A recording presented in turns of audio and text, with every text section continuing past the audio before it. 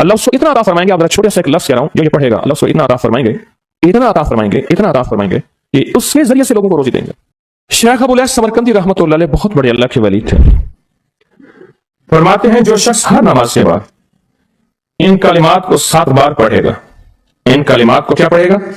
7 بار پڑھے گا ان کلمات کو، حیرت انگیز طور پہ فرمایا کہ اللہ پاک جل شانہ اس کو ولایت کا تاجدار بنائیں گے اور اتنا عطا فرمائیں گے کہ اس کے ذریعے سے وہ کاغذ کہاں ہے جو لبنان کے کوہ لبنان کا کاغذ ہے، آپ حضرات نے مجھے کہا ہم وہ دیں گے، کوہ لبنان کا کاغذ جو یہ پڑھے گا اللہ اس کو اتنا عطا فرمائیں گے، آپ چھوٹے سے ایک لفظ کہہ رہا ہوں جو یہ پڑھے گا اللہ اس کو اتنا عطا فرمائیں گے، اتنا عطا فرمائیں گے، اتنا عطا فرمائیں گے کہ اس کے ذریعے سے لوگوں کو روزی دیں گے، وہ ذریعہ بن جائے گا لوگوں کو روزی دلانے کا، وہ ذریعہ بن جائے گا لوگوں کو دولت اور رزق دلانے کا، وہ ذریعہ بن جائے گا لوگوں کو برکات اور ثمرات دلانے کا، وہ ذریعہ بن جائے اللہ اس کے ذریعے سے لوگوں کو رزق عطا فرمائیں گے۔ اب آپ ان الفاظ کو غور سے سنیں، دیکھیں الفاظ سے پہلے میں الفاظ کی حقیقت بتاتا ہوں، الفاظ سے پہلے الفاظ کی حقیقت بتاتا ہوں، آپ ذرا الفاظ سے پہلے الفاظ کی حقیقت کو غور سے سنیں، حقیقت کو غور سے سنیں۔ یہ بس والوں کے ساتھ آپ نے سفر کیا ہوگا، یہ اکثر ہوٹلوں پہ کھڑے ہوتے ہیں، جب ہوٹلوں پہ کھڑے ہوتے ہیں ڈرائیور اور بس کے عملے کا کھانا مفت ہوتا ہے، کچھ بندے لائے ہیں جو اپنا فکر کرتا ہے اگر وہ بس والا کہیں کھڑا کرتا، بس بند کر دیتا اور خود کھانا کھاتا کیا مفت دیتے؟ جو دوسروں کو ساتھ لاتا ہے اور جو دوسروں کا فکر کرتا ہے اللہ اس کو بہت زیادہ نوازتے ہیں، بہت زیادہ۔ حضرت داؤد علیہ السلام نے عرض کیا کہ یا اللہ آپ کا نبی پیارا ہوں، بہت ہی زیادہ پیارا بننا چاہتا ہوں، تو کچھ میرے ساتھ شفقت فرمائے، تو آپ نے فرمایا داؤد میرے بندوں کو میرا محبوب بناؤ، میرے بندوں کو میرے قریب کرو تو میرے اور پیارے ہو جاؤ گے۔ حضرت موسیٰ علیہ السلام نے اللہ سے عرض کیا کہ یا اللہ تیرا پیارا بننے کے لیے، محبوب بننے کے لیے کون سا عمل ہے؟ تو آپ نے فرمایا غیبانہ لوگوں کے لیے دعا کرو، غیبانہ لوگوں کے لیے دعا کرو۔ کیوں؟ منہ پہ دعا خوشامد پھر بھی بن سکتی ہے، دکھاوا پھر بھی بن سکتا ہے، جب غیبانہ لوگوں کے لیے دعا کرو گے فرمایا وہ دعا ایسے ہوگی جو تجھے 3 چیزیں دلائے گی، ایک میرا دوست بنا دے گی، اور ایک جتنا لوگوں میں رزق تقسیم ہوگا اتنا سارا تجھے ملے گا، اتنا سارا تجھے ملے گا، یہ بندہ مالدار اور تمنگر بن جائے گا۔ دوسرا اور تیسرا فرمایا کہ اللہ جل شانہ تجھے لوگوں میں عزت دیں گے، وقار دیں گے، شان و شوکت دیں گے اور ہر دل عزیز کر دیں گے۔ صرف اپنی مزاج سے نکلا ہے، اپنی سوچ سے نکلا ہے، میری جنت ہو، میری قبر ہو، میری آخرت ہو، بس اور کوئی جائے نہیں۔ اور میں کہ یہ اللہ کے لیے جب بندہ کرتا ہے، اب آپ میت کی دعا دیکھیں، اللہم اغفر لحینا، حالانکہ ساری دعا تو اس میت کے لیے مانگنی چاہیے تھی، اے اللہ جتنے زندہ ہیں ان سب کو معاف کر دے، وہ میتنا جتنے مر گئے سب کو معاف کر دے۔ میت سامنے پڑا ہے، عین سامنے رکھ کے میت کے لیے دعا نہیں مانگی جا رہی، پہلے سارے زندوں کے لیے تاکہ ان کا خاتمہ ایمان پہ ہو، پھر میتوں کے لیے، وہ شاہدنا جو موجود ہیں، وہ غائبنا جو اس وقت نظر نہیں آ رہے غائب ہیں، وہ صغیرنا وہ چھوٹے ہیں، وہ کبیرنا وہ بڑے ہیں، وہ ذاکرنا وہ مذکر ہیں، وہ انسانا اے اللہ جو مانس ہیں۔ یہ دعا مانگ کے پھر کہتا ہے اللہم من احییتہ منا فاحیہ علی الاسلام، اے اللہ زندگی گزارنا تو کملی والی کی غلامی میں، ومن توفیتہ منا فتوفہ علی الایمان، اے اللہ اگر موت ہو تو ایمان کی موت دے دے۔ جو بندہ دوسروں کے لیے مانگتا ہے، جو بندہ دوسروں کے لیے چاہتا ہے، دوسروں کے لیے چاہتا، ابھی کچھ عرصہ پہلے ایک صاحب ہیں جو کچھ تعویذ وغیرہ پھر کچھ تھوڑا سا عامل ہیں، تو مجھے ملے، مجھ سے کہنے لگے ہم نے سفر تو اکٹھا شروع کیا تھا، اور مجھ سے کہنے لگے اتنے آگے نکل گئے، وجہ؟ میں نے کہا فرق اتنا ہے، تو نے چھپایا میں نے بتایا، بس تو نے چھپایا میں نے بتایا۔ کہنے لگا نہیں کوئی اور وجہ ہے۔ اچھا میں پھر اسے باتیں اور چلتی رہیں چلتے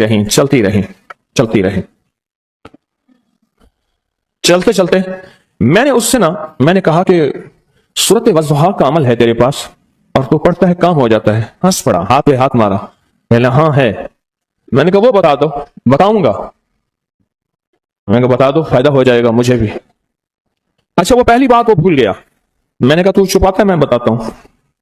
باتیں ہوتی رہیں لمبی باتوں کے بعد میں نے کہا سورۃ والضحیٰ کا عمل بتاؤ، نہیں بتایا۔ میں نے کہا تجھ میں اور مجھ میں فرق یہی ہے، میں سورت یہی وضحا کا عمل، میں نے کہا یہی ہے جس کے کاف میں 9 بار یا کری، میں کہا پتا ہے تو مجھ سے کیوں پوچھتا ہے؟ میں نے کہا تجھے یہ بتانا چاہتا تھا تو چھپاتا، میں بتاتا. تو مدد اس کے مطابق آتی ہے.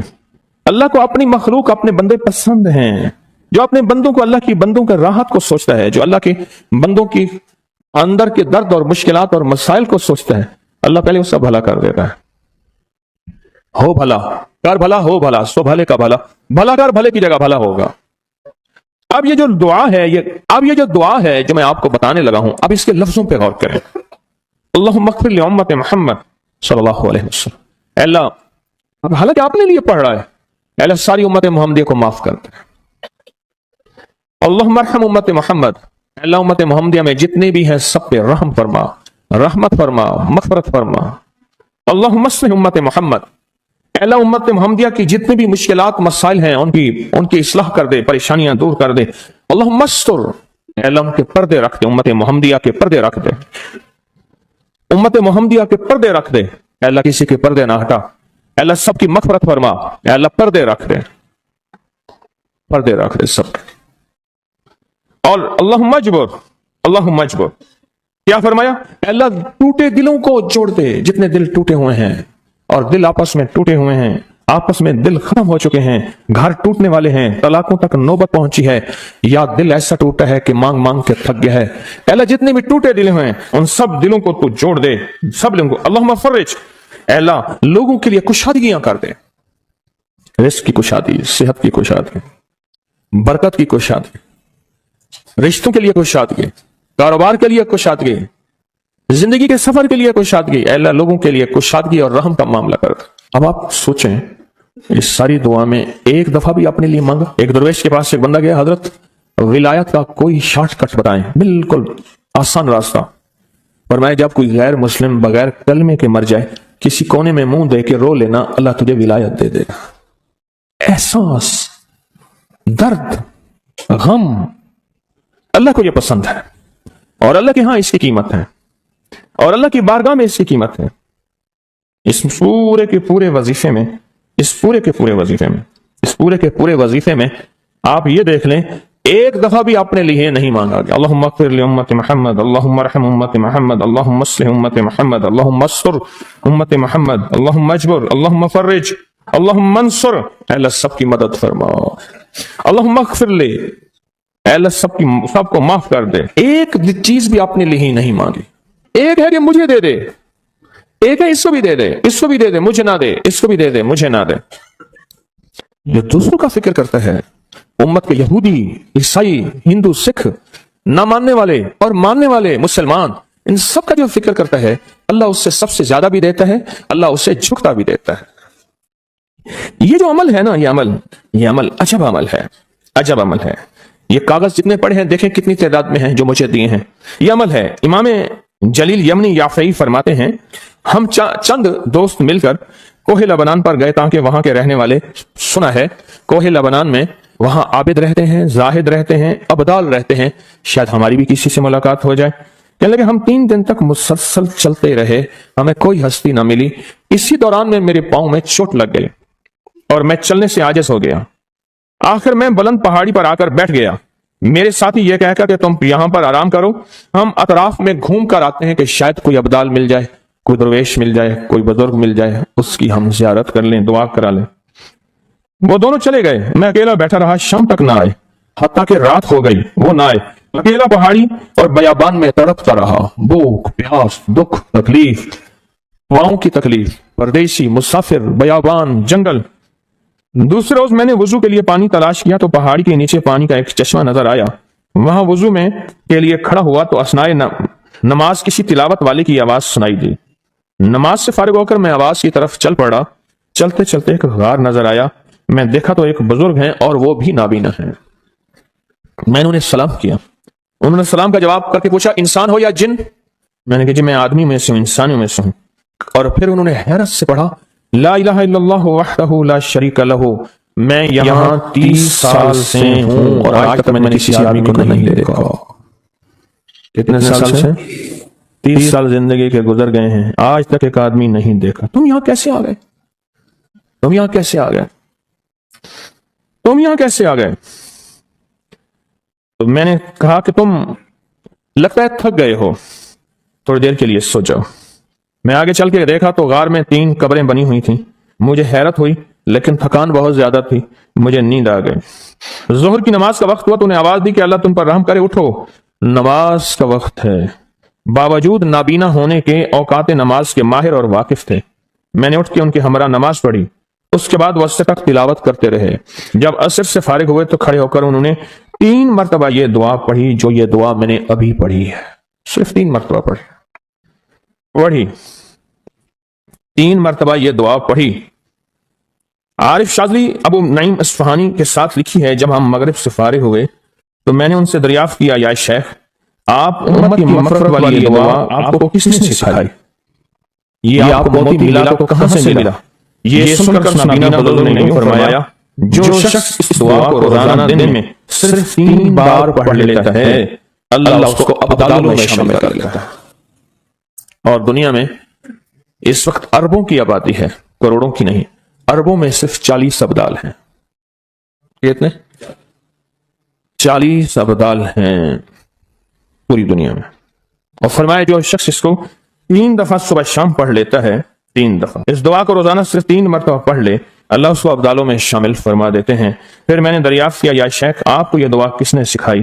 اتنا بتلا دیں۔ اس نابینا شیخ نے فرمایا، او اللہ کے بندے، یہ ایک راز ہے، اس دعا کی حقیقت سننے کی تم میں طلب تو ہے لیکن تاب نہیں ہے، اس راز کو جاننے کا تحمل تمہارے دل میں کتنا ہو سکتا ہے؟ اتنا کہہ کر خاموش ہو گئے۔ پھر فرمایا کہ عارف باللہ شیخ ابو الحسن شاذلی فرماتے ہیں وہ دعا یہی ہے جو ابدال مانگتے ہیں، ابرار مانگتے ہیں، غوث مانگتے ہیں، ولی مانگتے ہیں، کتب مانگتے ہیں، اولیاء مانگتے ہیں، اور پھر اللہ سے جو مانگتے ہیں وہ ملتا ہے۔ اور اولیاء کاملین نے فرمایا یہ دعا خصوصی طور پہ حضرت خضر علیہ السلام نے سکھائی ہے ان اولیاء کو۔ ابدال میں شمار ہو جائے۔ میرے پاس ایک صاحب آئے، مجھ سے کہنے لگے کہ میں ایک عمل کا عامل ہوں، لوگوں کو الرجی ہو جاتی ہے، پھوڑے پھنسیاں ہو جاتے ہیں، میں دم کرتا ہوں وہ ٹھیک ہو جاتے ہیں۔ کسی کو سانپ کاٹ جائے میں دم کرتا ہوں ٹھیک ہو جاتا ہے، بچھو بھیڑ کوئی زہریلی چیز کھاٹ جائے میں دم کرتا ہوں لوگ ٹھیک ہو جاتے ہیں، میں دم کرتا ہوں لوگ ٹھیک ہو جاتے ہیں۔ کہا کہ میرے پاس ایک خاص عمل ہے اور میں یہ کرتا ہوں لوگ ٹھیک ہو جاتے ہیں، اور کہا میرے پاس یہ عمل ایک چیز کا آزمودہ ہے، میرے پاس کوئی جادو کا ڈسا ہوا ایسا بندہ ہے جس کو چیلنج سے کہہ دیا ہو کہ تجھ پہ جادو ہے، اور دوسرے لفظوں میں یہ لفظ میں خود کہہ رہا ہوں کہ تیرے اوپر خنزیر کا جادو ہے، کتے کا جادو ہے، کھوپڑی کا جادو ہے، بندر کی کھوپڑی کا جادو ہے۔ میرے پاس ایک صاحب آئے، کہا میں نے بندر کی متن لیا، اس کو بے ہوش کیا، اس کی کھوپڑی کاٹی، سر کاٹا، پھر اس سر کو میں نے مٹی میں دبایا، مٹی میں دبانے کے بعد اس کی کھوپڑی میں بندے کے پاس لے کر گیا اور اس نے کہا کہ کھوپڑی لیا، ساتھ فلاں فلاں چیز لیا، میں اس پہ جادو کر کے تجھے دوں گا۔ میں نے کسی کے خلاف کروایا تھا۔ مجھے بندہ کہنے لگا کہ کوئی جادو کالے سے کالا، خطرناک سے خطرناک بندش ہو، میں اس عمل کو کر کے دیتا ہوں لوگ ٹھیک ہو جاتے ہیں۔ کہا بندھے ہوئے، زنجیروں میں الجھے ہوئے، بندشوں کے مارے ہوئے ٹھیک کرتا ہوں۔ کہا کہ میں چاہتا ہوں وہ ورد میں آپ کو دے دوں، آپ لوگوں سے نہیں چھپاتے، تو میں کہتا ہوں میں بھی آپ سے نہ چھپاؤں۔ میں کہتا تیری مہربانی ہے دے دے۔ اور میں آپ سے بھی عرض کروں گا، آپ کا کوئی آزمودہ عمل ہے، خواتین بھی، مستورات بھی، آپ بھی، کوئی نقش ہے، کوئی تعویذ ہے، کسی مقصد کے لیے آزمایا ہے، ضرور لکھیں، اس کے فائدے وضاحت سے لکھیں، اس کی ترتیب وضاحت سے لکھیں، کوئی ٹوٹ کا آزمایا ہے ضرور لکھیں، انسانیت کو نفع ہوتا ہے۔ تو میں نے کہا بتا دیں مجھ سے کہنے لگا کہ میں نے درود ابراہیمی کا چلا کیا ہوا ہے، میں نے درود ابراہیمی کا چلا کیا ہوا ہے، میں ان سب مقاصد کے لیے درود ابراہیمی پڑھتا ہوں، اور میں درود ابراہیمی پڑھتا ہوں اور پڑھ کے کسی کو دم کر دیتا ہوں، کسی پہ تھتکار دیتا ہوں، کسی پہ کیا کرتا ہوں، بس میرے پاس درود ابراہیمی ہے اور میں درود ابراہیمی سے سارے کام لیتا ہوں۔ کہا کہ یہاں تک کہ میں سفر میں جاتا ہوں اور میری چاہت ہوتی ہے کہ میں یہ کھانے کو مجھے ملے، یہ پینے کو ملے، مجھے اس طرح کی رہائش ملے، اس طرح کہا درود ابراہیمی پڑھتا ہوں، مجھے یقین ہے، اور ویسے ہو جاتا ہے۔ سوچیں جس درود ابراہیمی کو نماز میں میرے کملی والے نے اس کا انتخاب کیا ہے، وہ کچھ چیز آخر ہوگی نا، سوچیں تو اسے، آخر وہ کوئی چیز ہے، صحیح ایسے تو نہیں ہے، وہ چیز ہے ایسے تو نہیں ہے۔ کہا کہ میرے پاس درود ابراہیمی ہے، میرے پاس درود ابراہیمی، اور میں لوگوں کا اس سے علاج کرتا ہوں اور لوگ ٹھیک ہوتے ہیں، ان کے مسئلے حل ہوتے ہیں، ان کی بندش سے جادو ٹوٹ جاتے ہیں۔